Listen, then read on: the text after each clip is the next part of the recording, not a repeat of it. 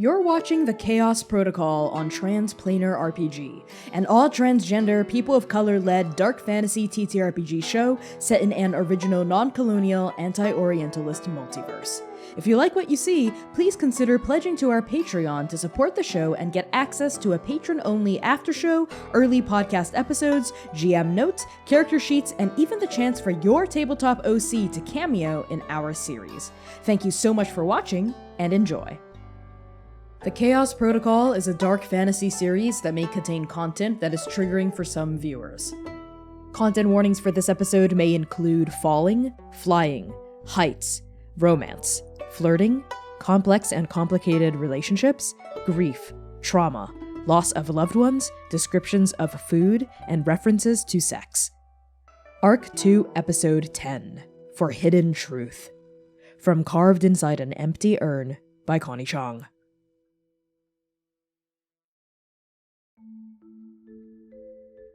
Strike Team Nova.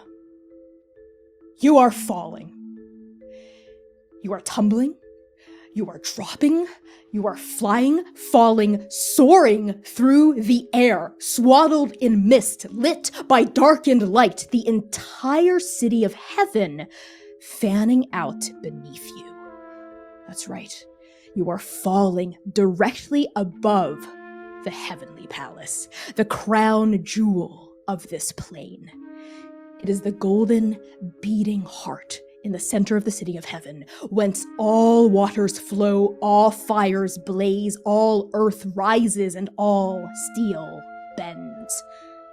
A dazzling palatial complex stands atop the largest peak in all of heaven, a city within a city filled with more courtyards and buildings and imperial halls than your eyes can count, far above it.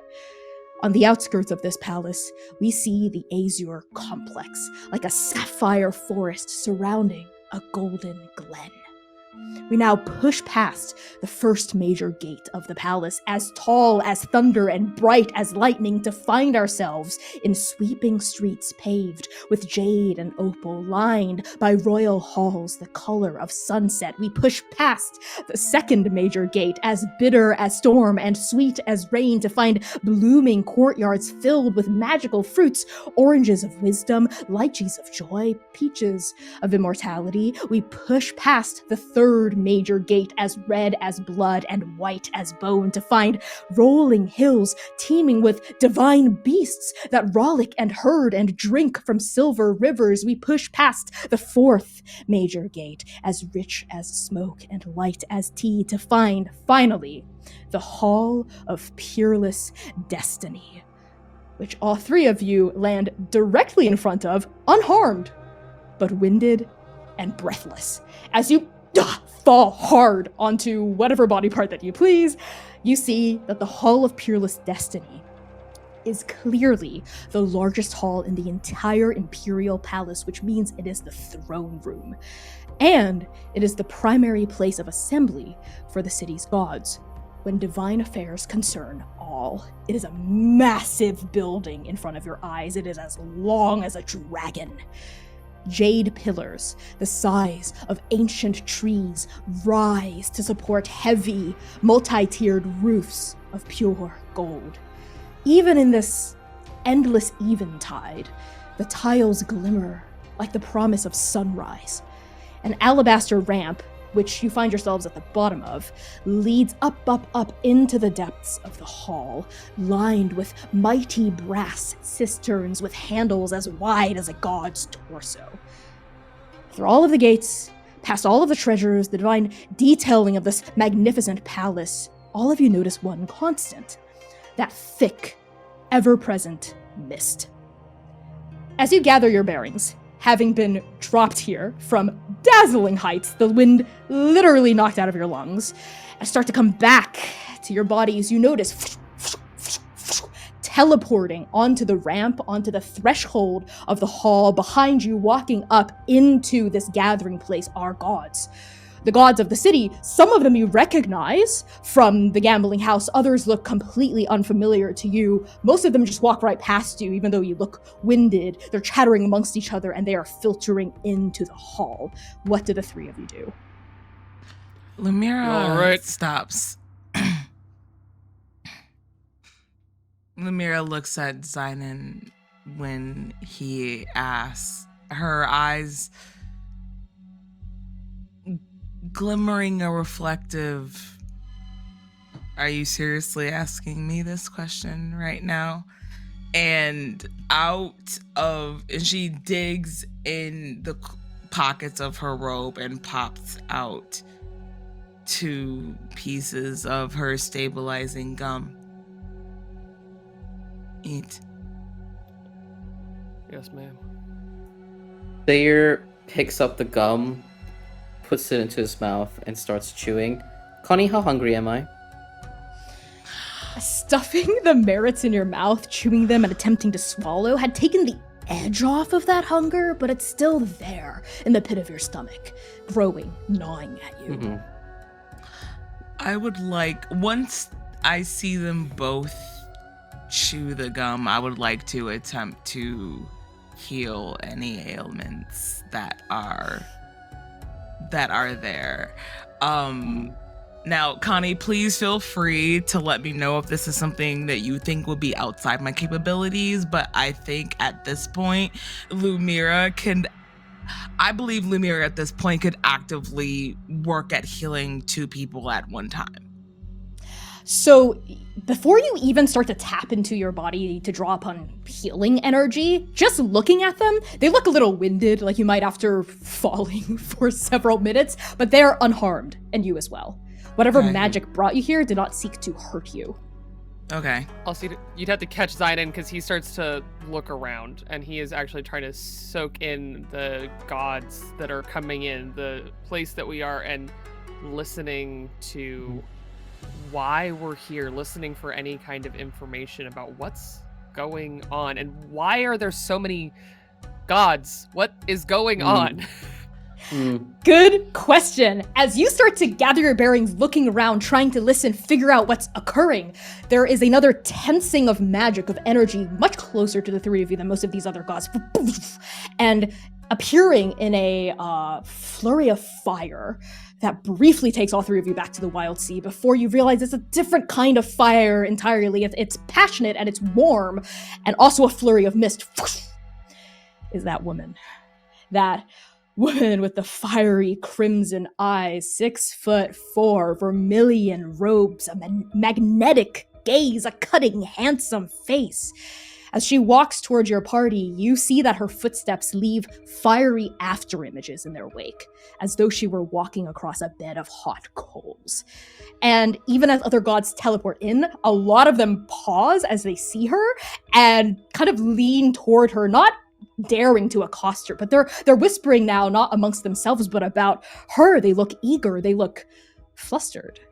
You see divines with flushed cheeks as she approaches you, that they're desperately trying to hide behind sleeves and fans. You also see deities with sour looks, crossed arms, scorned expressions. Those looks are particularly familiar to you, Xainan.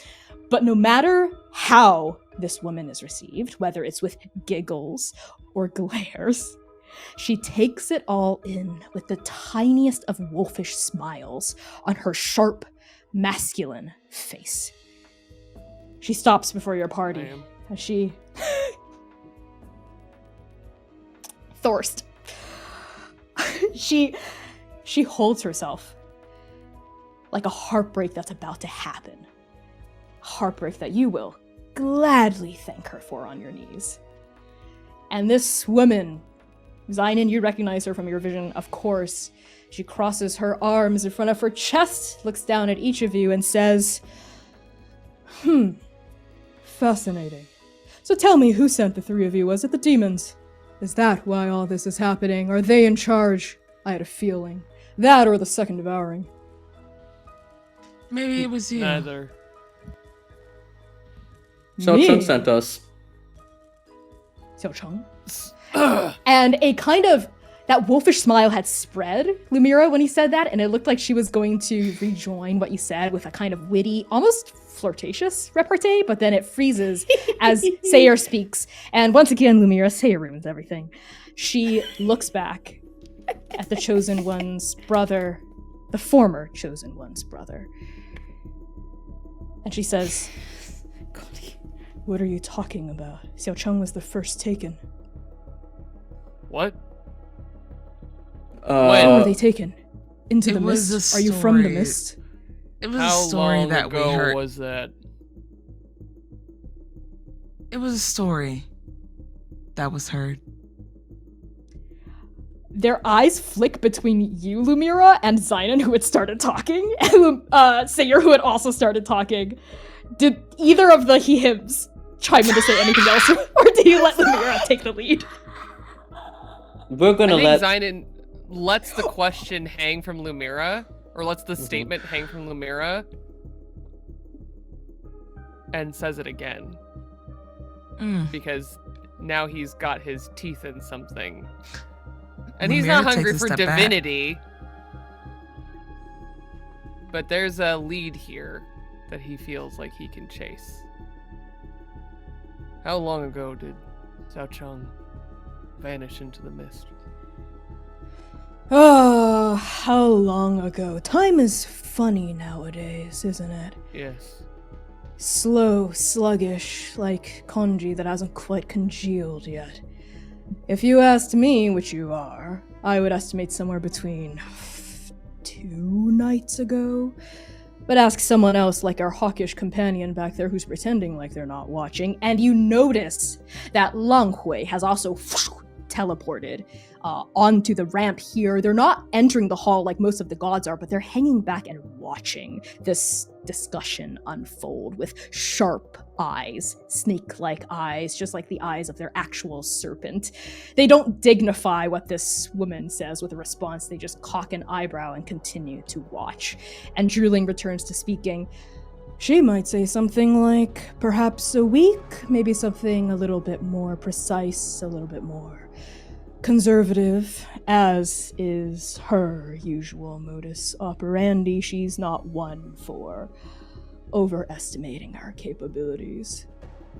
But I'm a bit more confident than that. So I'll say a few days. And how has the Emperor gotten by without her trusted courtier of the four Oh, directions? the immortal Emperor is, of course, still the immortal Emperor. She can do very many things that are beyond our capabilities. Though I do admit the absence of the courtier has made certain administrative tasks a little bit more bothersome. I believe the head administrator has had to shoulder a lot of the details that usually Xiao Cheng handles. I'm not usually privy to such menial contents, though. But as you were saying, and Drooling turns to you, Lumièra, because indeed, it's quite obvious by now who this is. This is Yen Drooling, for sure. There is no mistaking it. The gentlewoman scholar of the Vermilion Library. You said something about rumors?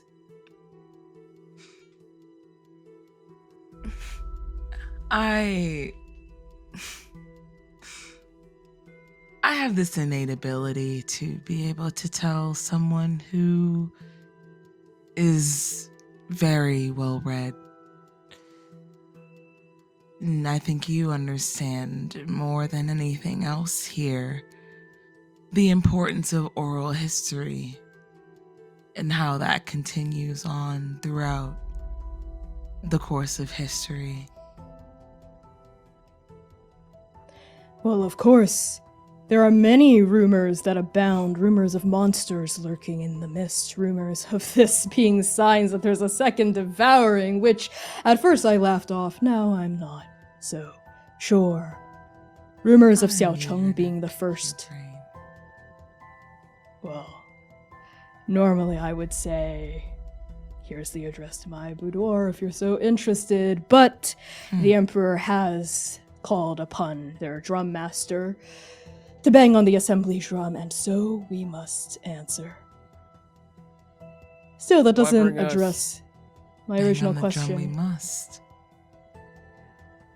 What did bring the three of you here, if not the courtier? Seir looks at the other two.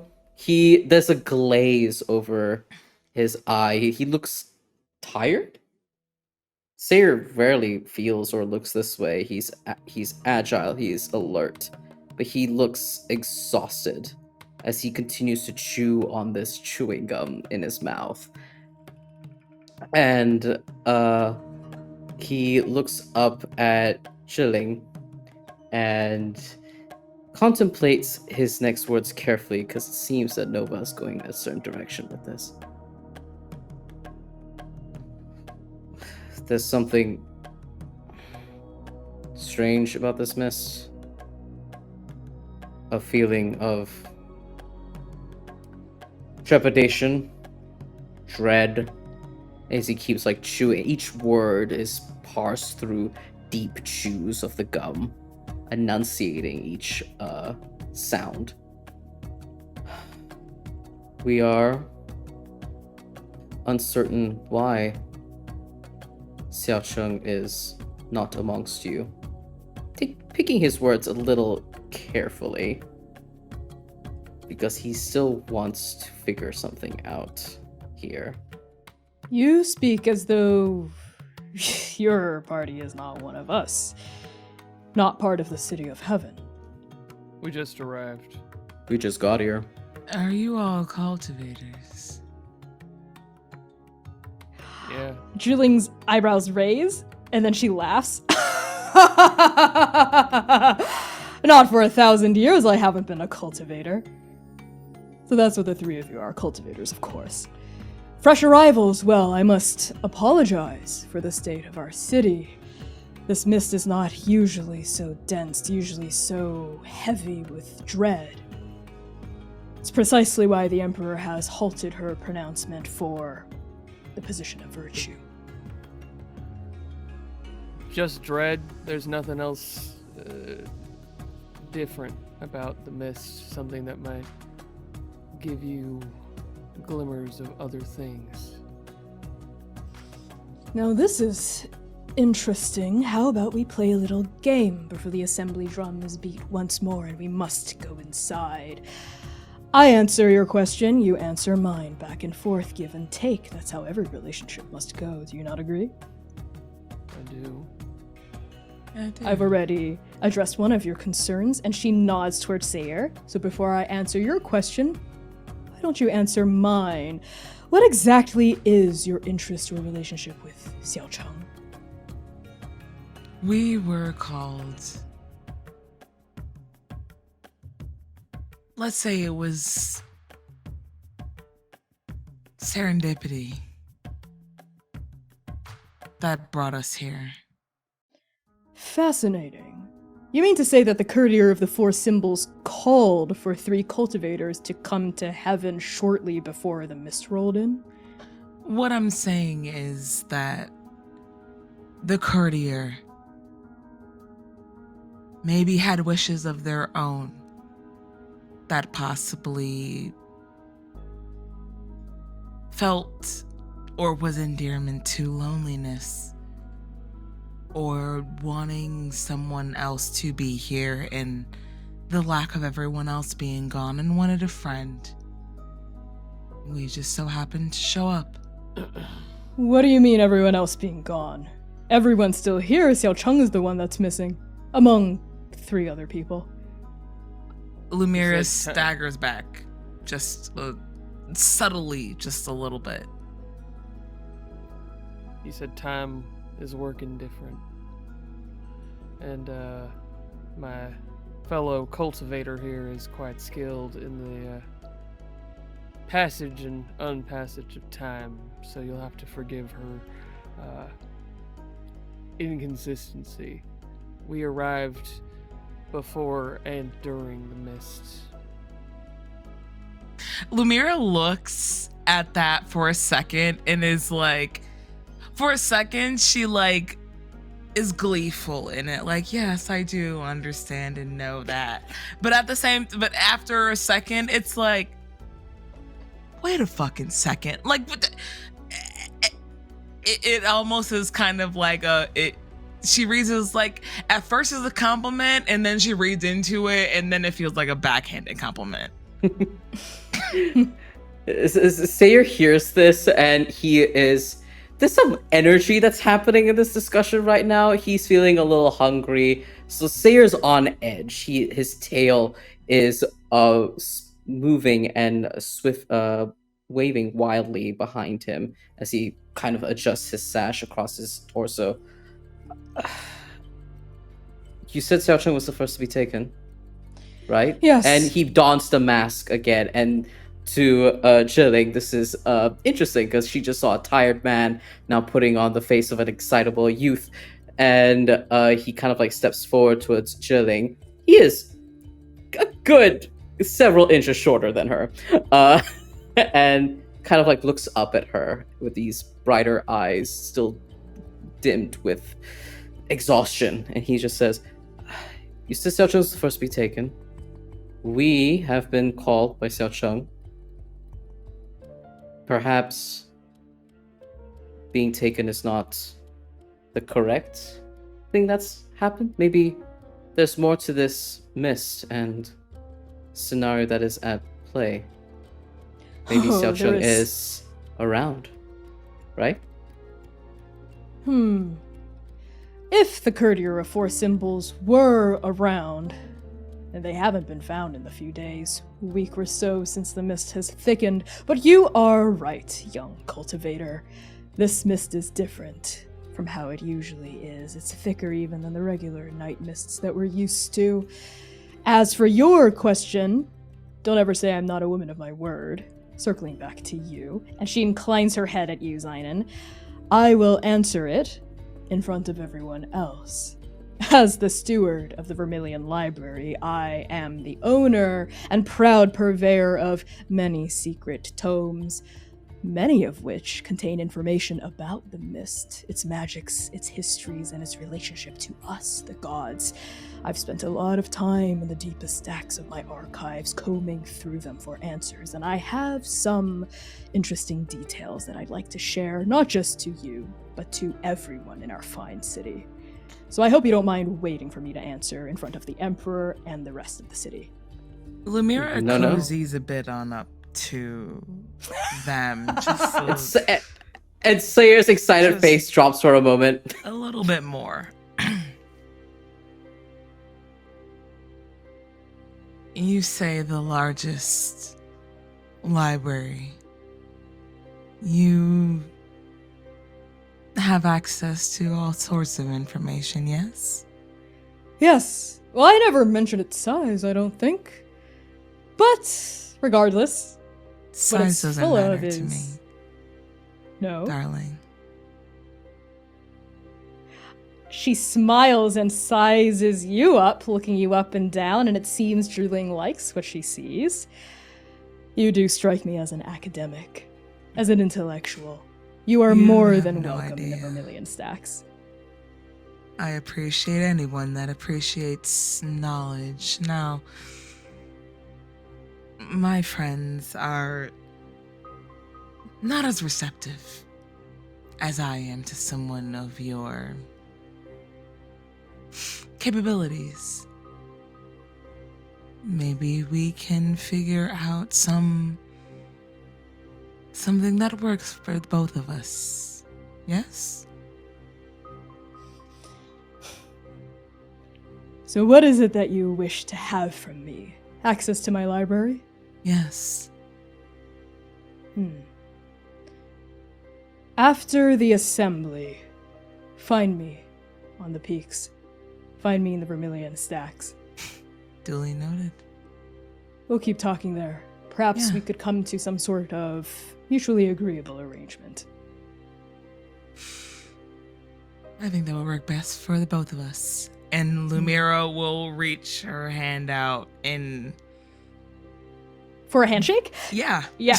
Zhiling reaches forward, takes your hand, and turns it gently, leans in and places a kiss upon your fingers as though you were a princess. Thank you for your generosity, Zhiling.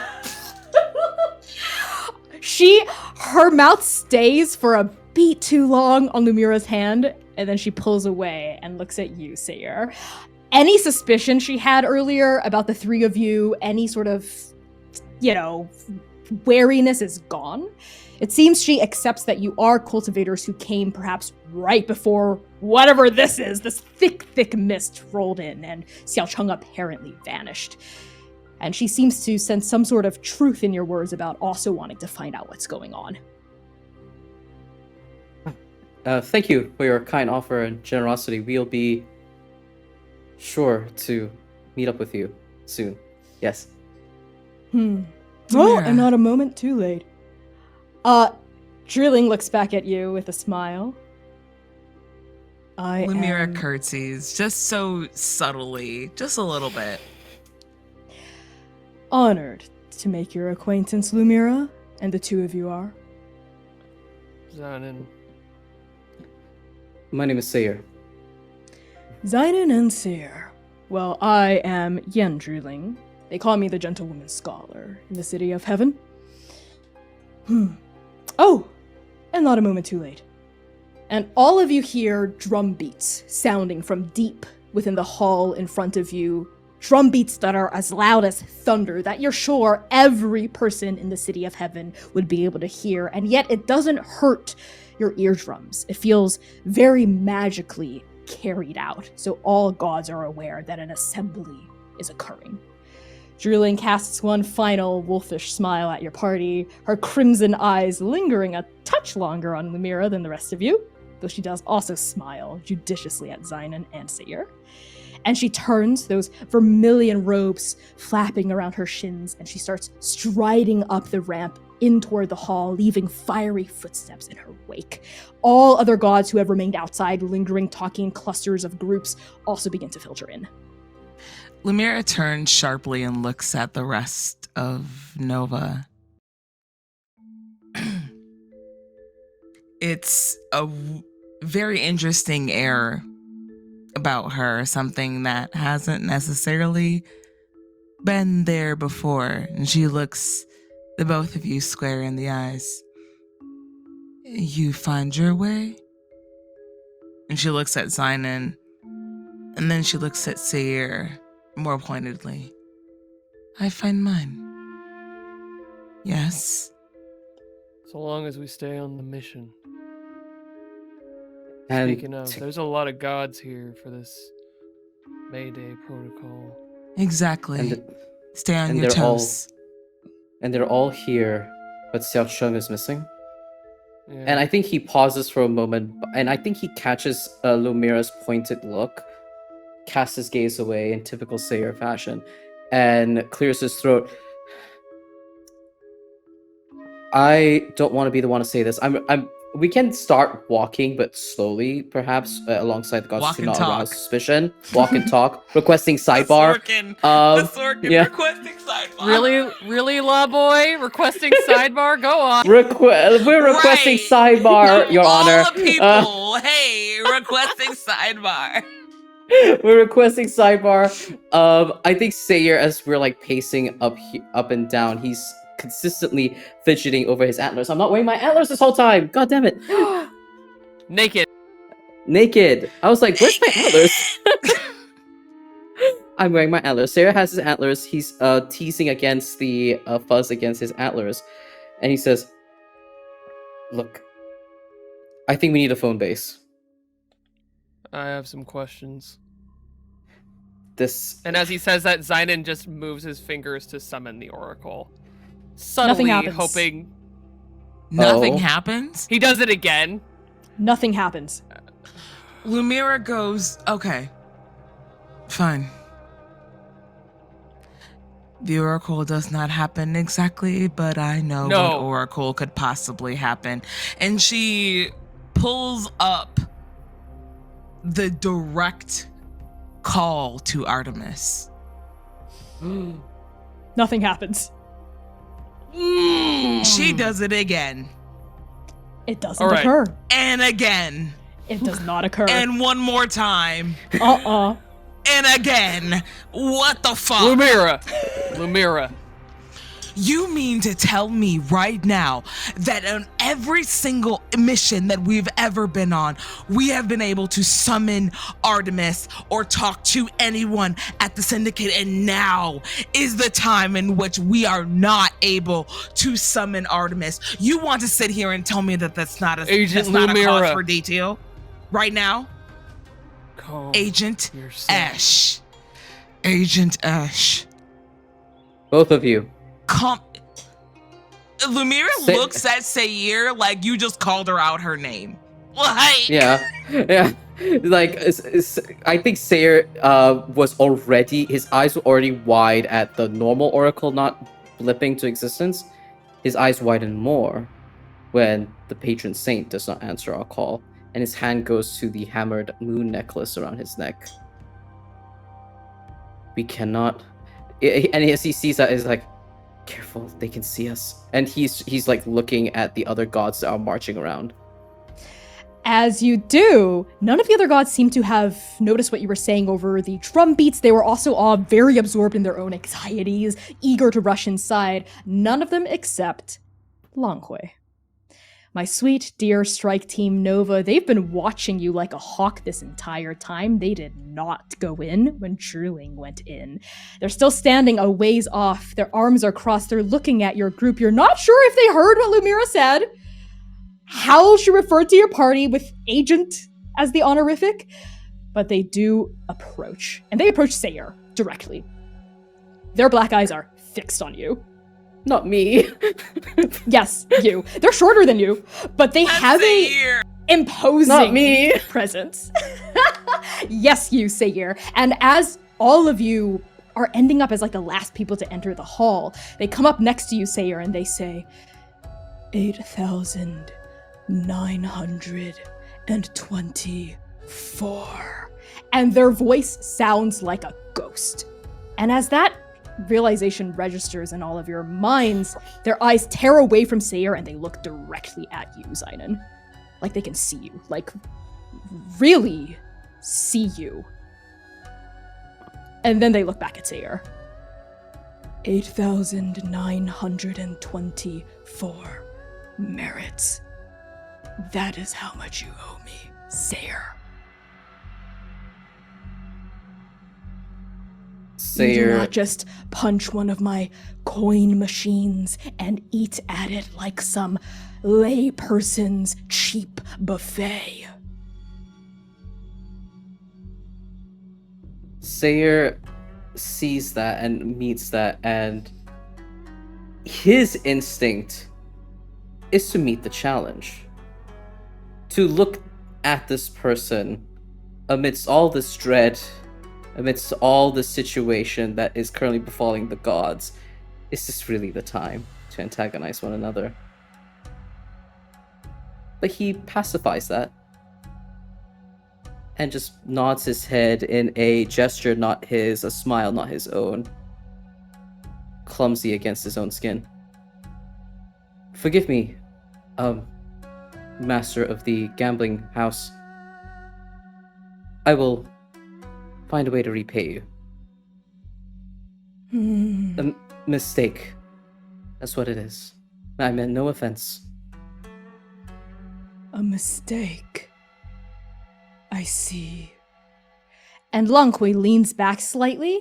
They finally look at Lumièra, not with the same kind of piercing, burning gaze they'd fixed onto Xainan or Seir, but considering you as well. And then something interesting happens with their gaze. It slides up and glances at the space above each of your heads in turn, finally landing on Seir's. They look back down at you. Make sure you are good on your word. This huntress might be disappointed if you are not. Seir does not hide his surprise when the huntress is invoked. And he just smiles. Yes, I am a man of my word. Please do not concern yourself, mistress of the gambling den. He pauses and then unceremoniously turns like leaves your party behind and walks into the hall. Before that, can I attempt to connect? Oh, okay.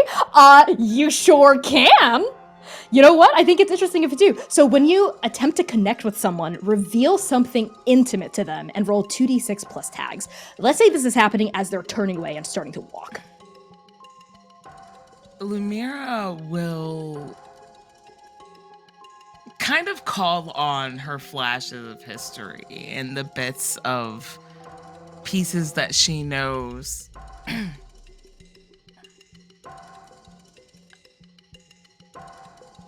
It is interesting, genuinely, how I think both of us have pieces to the puzzle that we could possibly help the other. My associates are privy, but I think there is a very special detail to those of us who I think that are missing a central piece to what we believe is reality.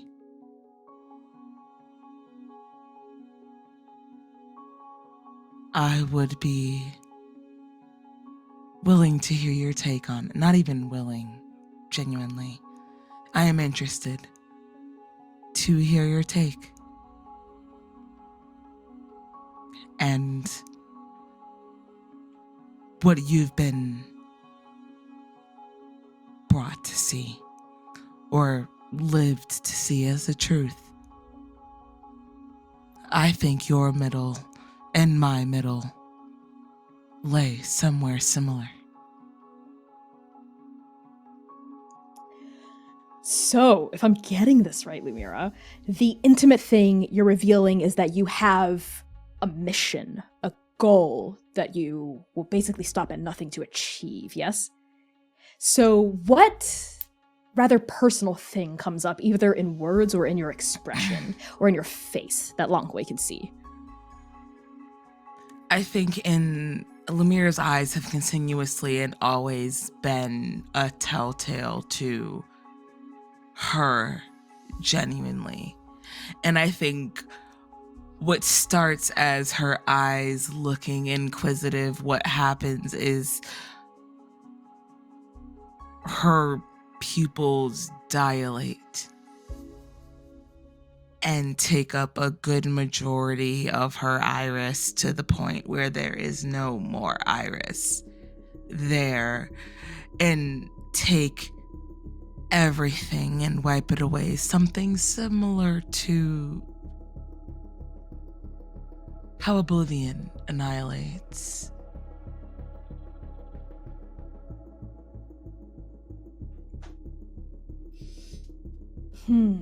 Okay. Roll 2d6 plus tags. Okay. Let's see. I will do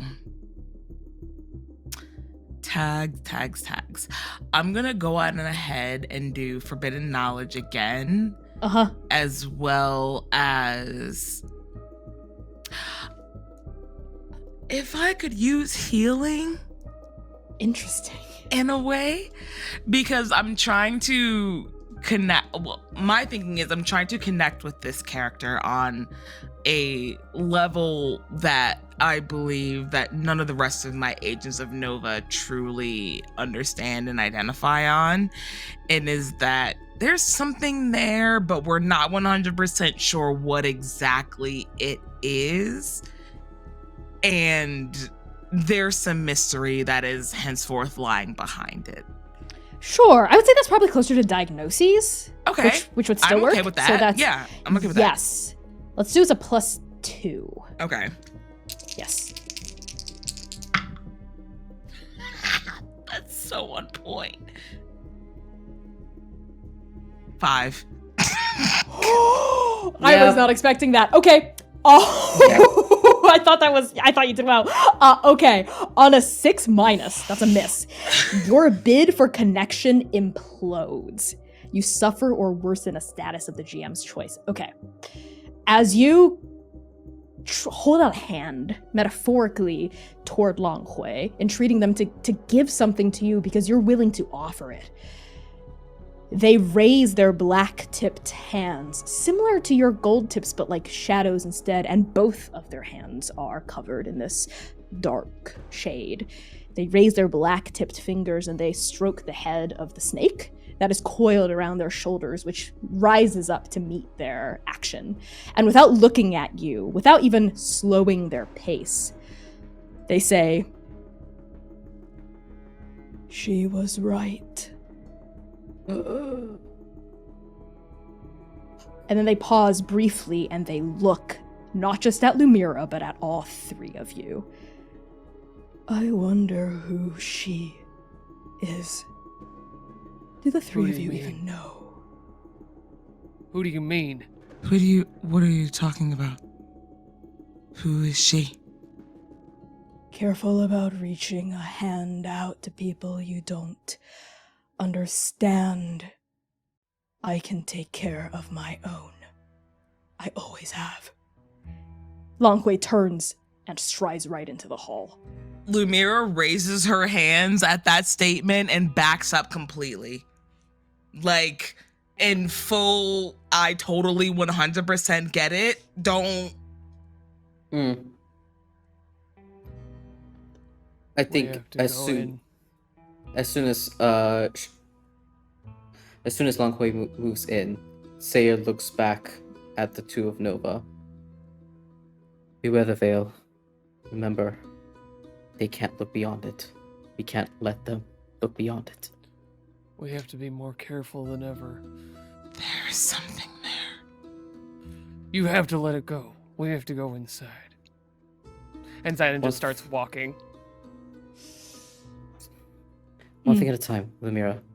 We'll cross that bridge when we get there. Come, Emperors. As the three of you walk inside, Sing's last words resonating in your ears coming out of someone else's mouth.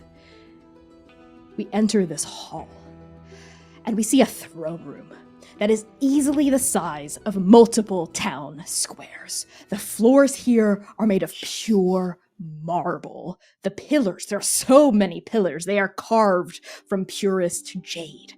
On one side of the hall, you even see a lavish table laden with fruits and boughs of all kinds. Gods have streamed into this throne room, as varied and numerous as stars. They congregate mostly to the sides of the Imperial Hall, leaving an open walkway straight down in the middle of the throne room. The only gods who don't stick to the sides are, of course, the top candidates for the position of Emperor's Virtue, the so-called 4 symbols of the City of Heaven. You see in the middle of this walkway, approaching the throne, of course, Yanding, the gentleman scholar. Walking behind her only slightly is the next symbol of the city. You see them. A straight-backed, no-nonsense, heavenly official who wears the humble blue robes of an administrator. They are fat, they have this smooth, light brown skin and a soft but angular face. Their eyes are large and downturned, and their long black hair is tied into a tall, elegant ponytail. Ta carries an intricately carved, dark wooden abacus in one hand, and the other is tucked in the small of Ta the back as Ta patiently waits, with eyes upon the throne. Unlike Zhiling, this symbol is attracting few to no stares from the people around them, and that seems to be precisely to their liking.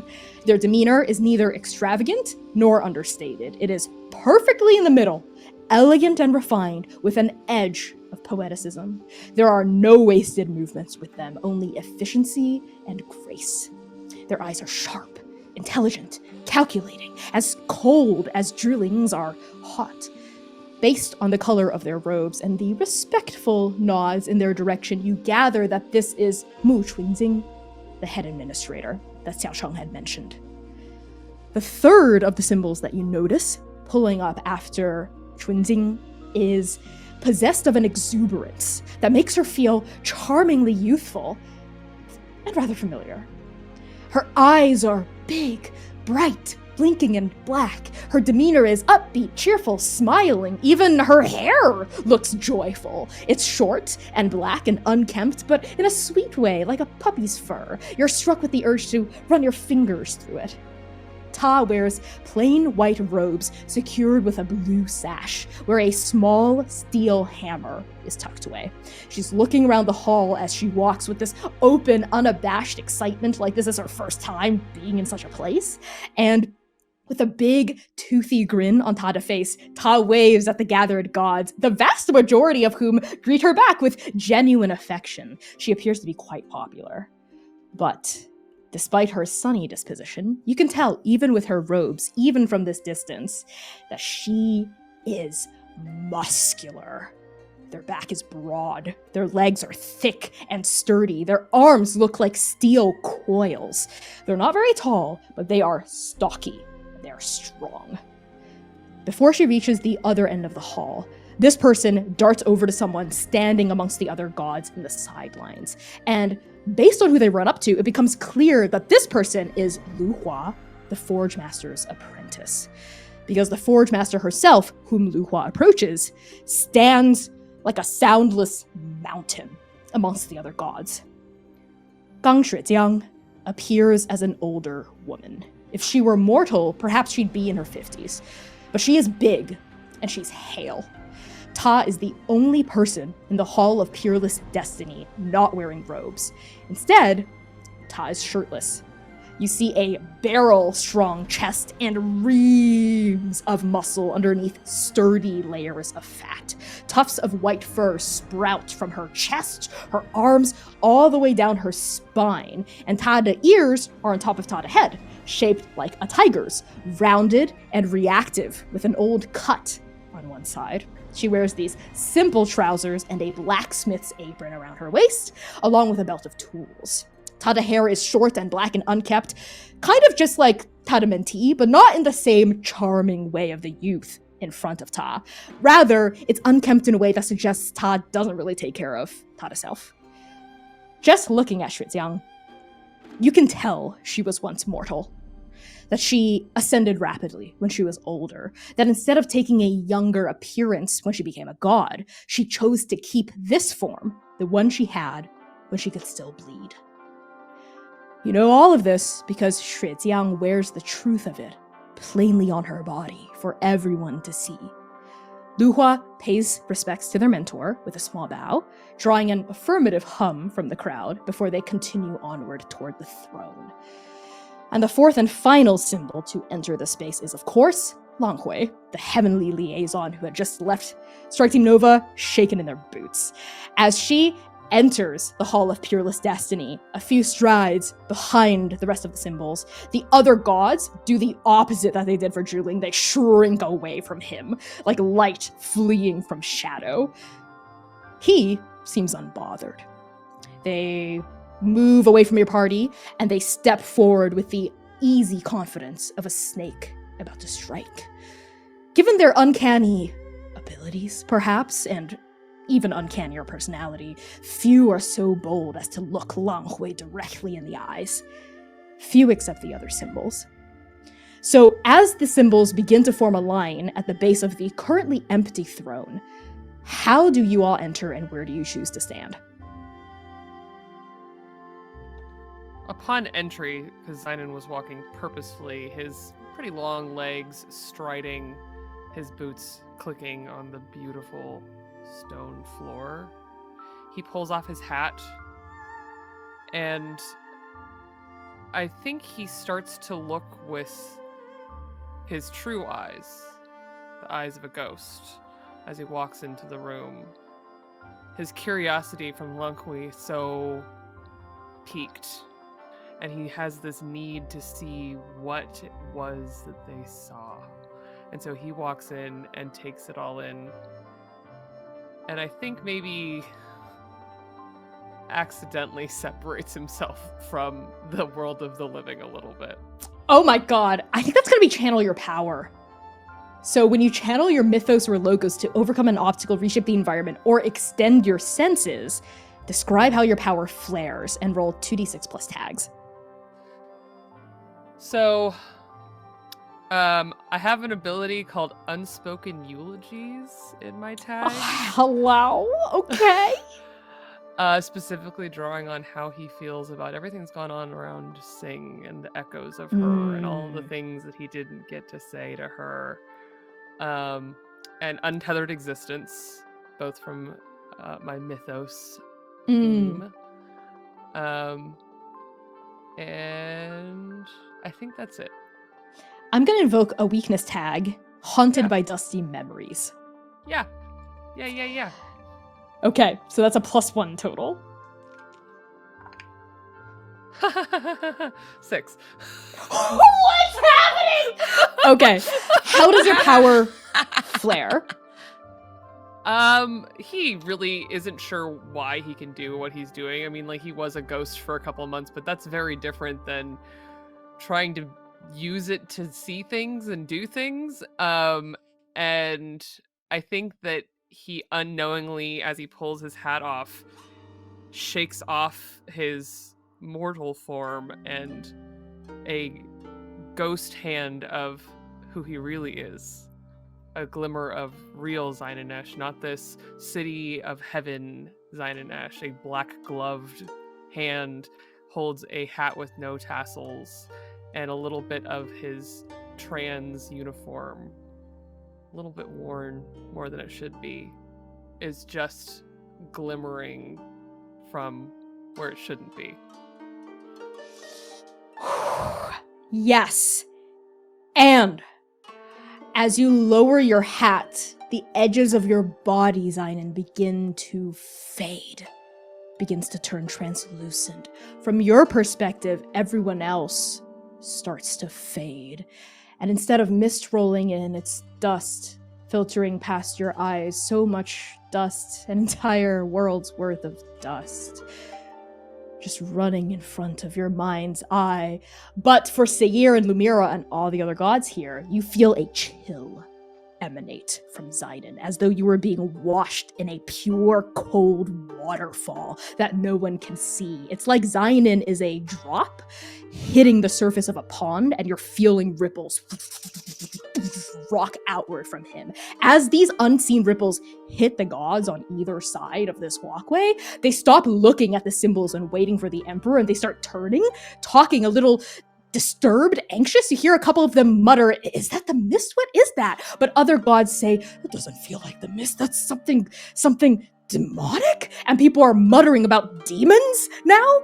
And none of this is happening close enough to the other end of the hall, because this is a huge hall for people by the throne to see or notice. But one symbol does turn around. Langhui. Langhui turns fully, looks directly at Xainan, who's continuing to slip out of reality. Their eyes widen a fraction, just a fraction of an inch. They cock their head briefly to the side, and you see their black-tipped hands twist as though they were unscrewing a jar by the hem of their waist. And Xainan, you feel yourself twist back into your body. You've been forcibly pulled out of this ghost realm you're trying to walk into and situated back into your city of heaven form. Yes, Lumièra.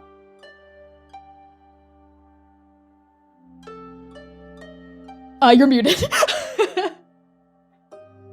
Damn it! Of course I am. As someone who is also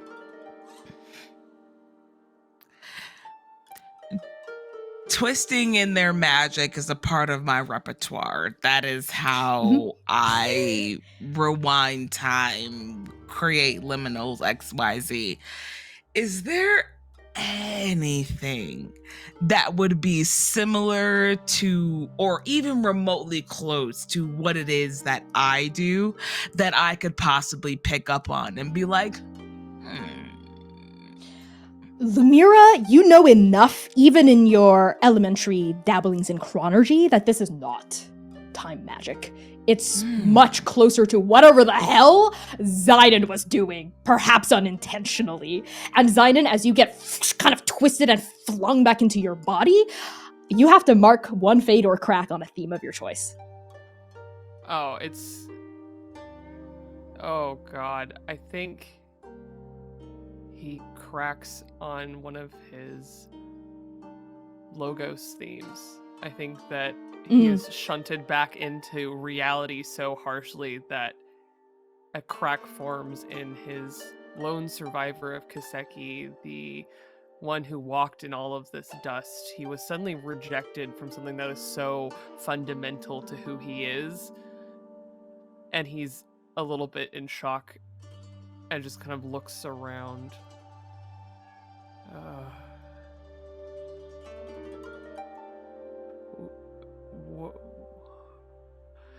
And he gathers himself. Seir comes up behind you and steadies your back with his palm, looking you up and down. Xainan? The mission. We should stick to the mission. And he just starts to stumblingly, but eventually easily walk forward again. Does your party stay in the middle of the hall where no one else is, except for the four symbols, or do you join the sidelines? No, gonna go try and blend in. Join the sidelines. We're gonna try and attempt subtlety here. Okay. Seir would like to move. I think he's lagging behind Xainan and Lumièra. He's a little disoriented by everything that's happening. He's hungry, and there's so much information, so many threats abound, and I think he's going to stand by the table of all of the food and fruits and treats. And I think his hunger gets the better of him. He picks up a fruit and starts nibbling on it as he is... I mean, this just looks like a buffet. Why not pick something up? And he just stands there with everybody. And he's contemplating all of this. His blue eyes are darting wildly between the four symbols, Xainan and Lumièra, the tensions that exist there, the fact that we had that interaction with Lang Hui. And Artemis didn't answer. Couldn't answer. Blocked, whatever. And Seir feels so isolated, like he's at the precipice of a tall mountain or a cliff, and he has nowhere else to go. He needs answers. He needs to focus, recenter something. He takes a bite of whatever fruit he picks up. And Connie, I would like to attempt to brood. So yeah, that is a move I wrote. Yes, I love this. This is the first time we'd be using this. Seir, you step up. You step up to the table laden with peaches and boughs. There were a couple of gods lingering here, taking a few bites here or there, but as everyone finished filtering in, they returned to the sidelines and cast their gaze toward the throne. So it's just you and the rest of your strike team if you decide to follow Seir, and a chef god standing behind the table. They seem to be the person who has curated the spread, and as you approach, they give you a bright smile. They are a small, slight, chipper-looking god with a rather dirty apron in front of their robes that they seem to have just like kind of messily put on in order to make sure that the food doesn't stain their otherwise beautiful appearance. They have long auburn hair that flows to their waist and has various little braids and trinkets and beads woven into the tresses. They give you a bright smile and glittering black eyes. As you reach toward a bow, they say, "Ah, yes, you have wonderful taste. That is a bow that will grant you 300 years of longevity." Thank you. And I think he looks upon this person, their dark eyes and the lovely braids within their hair, and he remembers an old shadow, one he hasn't seen in so long, and his face softens a little bit as he picks up this bow. He says, "Thank you. Will it fill? Is it a filling? Will it fill me up?" Oh yes, Starving. Yes, it will fill you for 300 years as well. Fantastic. And Seir picks it up and like smiles once more, a clumsy smile. And he picks up. He stands close by to the table, and takes a bite out of the bow. I'm gonna need you to, as you Jeez, bite to into roll- the bow, you're gonna Oh, brood. no. So... Okay, I thought you were gonna make me do something else, so I was like, huh? No. So as you're chewing on this thing, when you take a beat to brood about the events at hand, name what's troubling you and roll 2d6 plus logos, which is the number of logos themes you have, which I believe is 2. Yes, I have 2 logos themes. What The is little troubling you, hunter- Seir? Little Hunter and the Chosen One's Shadow. What is troubling me is the fact that everything feels outside of our grasps as agents. Like, I feel like our hold on all of the moving cogs in this is slipping from our fingers, and we are tumbling into an abyss of intrigue that we're not ready for. And I think that's what he's specifically thinking about, of like, how can I help anchor us as Nova here? And he's just trying Excellent. to parse through that. All right, 2d6 plus my plus 2. Yes. Amazing, love that. Okay, finally some him redemption over here. That's 11 on the die plus 2, 13. That's excellent. So, no matter the outcome, choose one to answer. The GM will answer the other. So the 2 questions you get access to are, what am I not seeing? And how can I move on from this? This is some fun tech from Godkiller, which is a game of my own writing and creation. I'm going to answer the second question of how can I move on from this. And I think the conclusion that Seir comes to in his head is we need allies. We need allies, and his eyes flit over to Luhua. And as his eyes flit over to Ta, he kind of like gazes into Tada's energy, demeanor, brightness, this heroic light that exudes out of Ta, and they just sit there and remember someone who feels exactly that same way. His own bright-eyed sister, that energy. Maybe there's an ally to be made here. If we make an enemy, if we make an adversary of one, we can make an ally in another. And maybe she's our ticket. So I think that's the answer he comes to with how can I move on from this, is finding an ally, and that ally being her. Okay. I will answer, what am I not seeing? The big picture here, Seir. That's what's tugging at you. You're running into these strange little anomalies that by themselves you have no idea how to solve. Rumors of monsters in the mist, that strange hunger that's tugging at you, rumors of shadows, of those strange sounds, things that sound like names but aren't really. 2 different cities of heaven. That's what it is. You think about it. There are 2 different cities of heaven. There's the one that you zapped in on when you first arrived here, the completely empty city of heaven. Xiaocheng, the goose, the orange-shaped oracle. And then there's the one here when it all got dark and mist rolled in. And you stepped forward and there were suddenly gods everywhere. The gods here, the missing gods are here. The gods you were looking for, the gods that went, that disappeared, that vanished, they're here. They're not ghosts. You touched one of them. Many of them, actually. They have scent, they have sound, they have personality and presence. This doesn't feel like an illusion or anything like that. Each of these gods are, for all intents and purposes, they are real, they are here. But there are 2 different cities of heaven. How could that be possible? And the mist is at the center of all of it. That's what you're not seeing. That's that bigger picture. On a 10 plus, which is what you got, the GM will also tell you what much needed help or ally comes to you in this moment.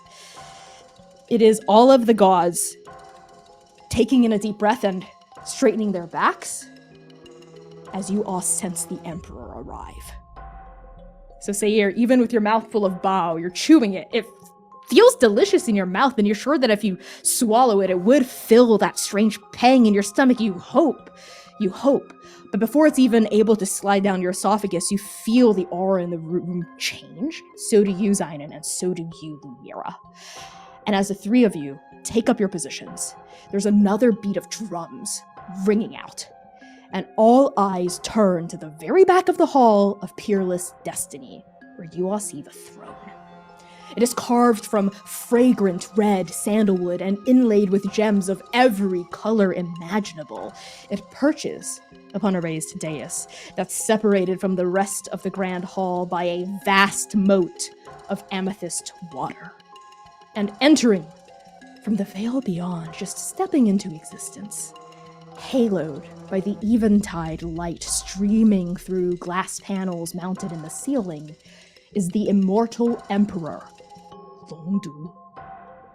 Longdu is a stoic and imposing woman. Her face is ageless. Their hair is an obsidian river. Tada robes are violet, deep violet, graded with black and white like striations in purest jade.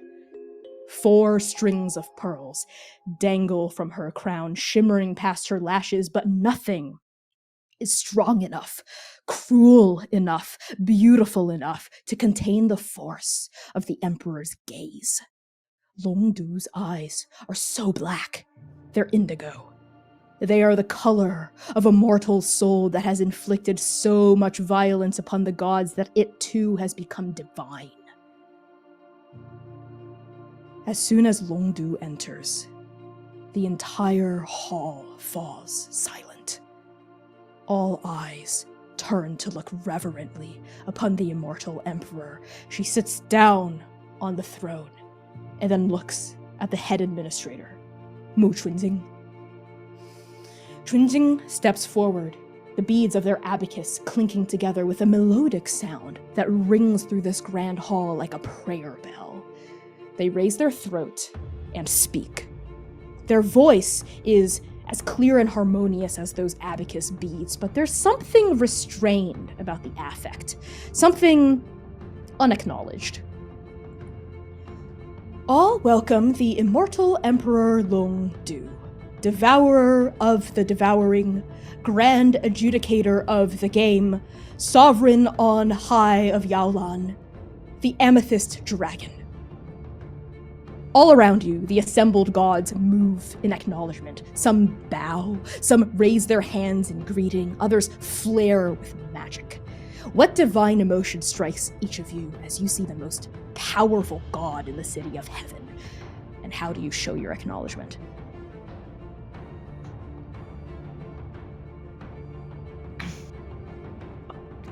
I think it comes almost naturally natural to Lumièra. It is the feeling and effervescence of some beings that are greater than her. And although she completely understands and feels that way in the presence of fate, it's doubly impactful outside for some reason.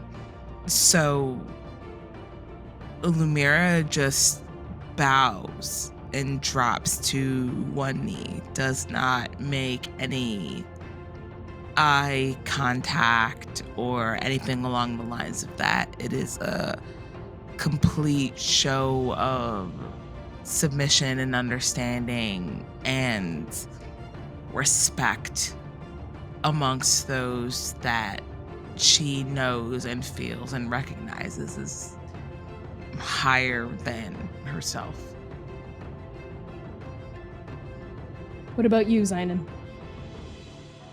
Xainan is at first overwhelmed, and then it moves into underwhelm.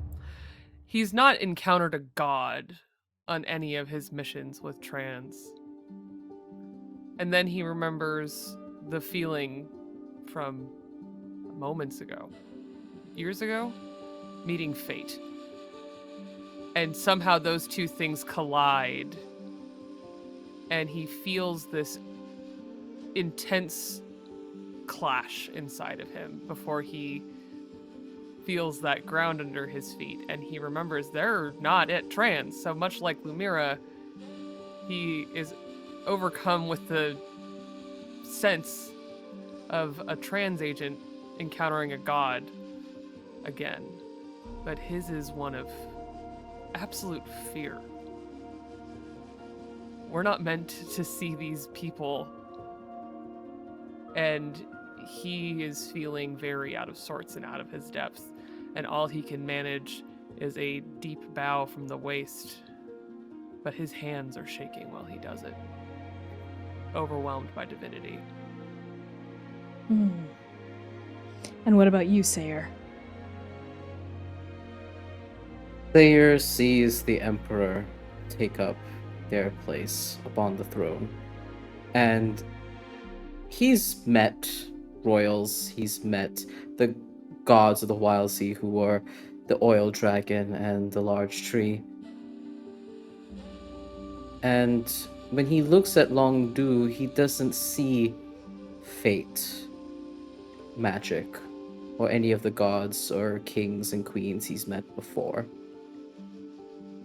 He sees the Huntress.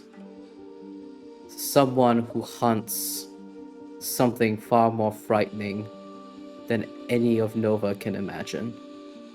And I think he recognizes that. His bright blue eyes recognize that fierceness, that intensity, that gravitas that Longdu presents.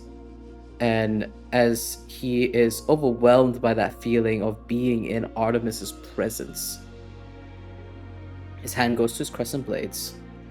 He unsheaths one of them, beats it against his chest, and holds that salute, the same resolute acknowledgement that he gives to the patron saint of mortals. As each of you acknowledge the Emperor in your own particular ways, with honor, with fear, with respect, the Emperor raises her chin and lifts a hand, and the gods quiet. And then Ta opens Ta's mouth, and Ta speaks. And on that, we're going to end the session. So thank you all so much for tuning in to this very special Chinese New Year episode. Keep getting away. How do you like give us a sentence, a syllable, a little They're word? running away. They're This running is me getting away with it. Not even on Yeah. Chinese New Year? Not even a little word? Wait. Not a little angbao of a I need, like- little word? There you go. Yeah. Yeah, that's what I needed. Happy Chinese New Year, everybody. Happy Chinese Connie New gets Year. away with another crime. No red Connie envelope gets for away you. with No red another envelope crime. for you. That's me. It's a treat for Connie. Not a single word for you. But yes, thank you all so much for tuning in. We are going to be back next week, same time, same place. But before that, quick round of introductions so you can follow and find everyone on social media. These are incredible players, starting with Val. Hi everyone, I am Valiant, you're not you when you're hungry Dorian. I use he him his pronouns. You can find me all on the internet at Valiant Dorian or at Odds of Spirit Bear. Please enjoy that lovely treasure hunt to set you on. And tonight I have the distinct pleasure of playing your hungry little meow meow Seir, who uses he, they pronouns. I'm gonna pass it over to the ghost of the hour, Kai.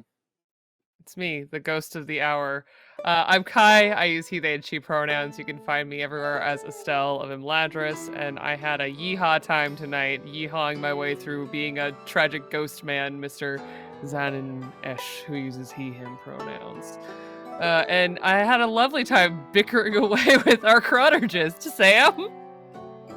Well, it's your chronologist here. Hello, everyone. I'm Sam Star. I use she, they, and the occasional fate pronouns. And you can find me all across the interwebs at Lust for Life. That's LUSTTFORLIFEEX. Yeah, it's a mouthful. At this point in time, I'm not changing it because it's been this at so long at this point. Everyone knows me as this. And honestly, changing it now would be more work than it's worth. So that's where you'll find me.